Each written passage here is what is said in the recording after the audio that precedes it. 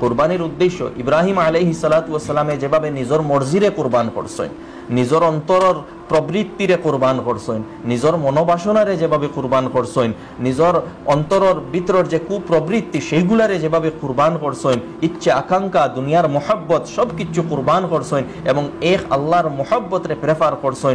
আমরাও যখন কুরবানি করমু তখন কুরবানির মধ্যে এই এই মিজাজ এবং এই মনের অবস্থাটা হইতে লাগবো, তখন আমরা কুরবানি প্রকৃত কুরবানি হইব।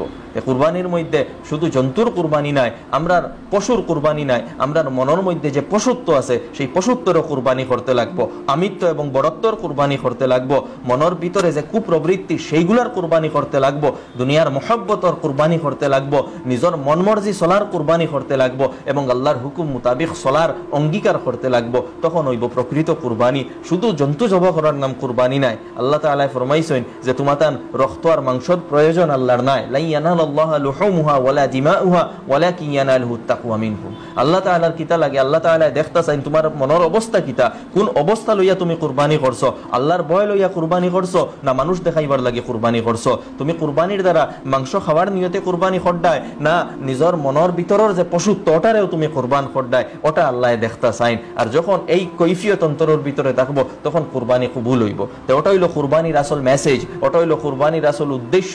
শুধু জন্তু কুরবানি করা উদ্দেশ্য নয়, কুরবানির দ্বারা নিজের মনের মধ্যে পরিবর্তন আনা, ওটা হইল কুরবানির আসল উদ্দেশ্য। কুরবানির দ্বারা এই দিনর লাগি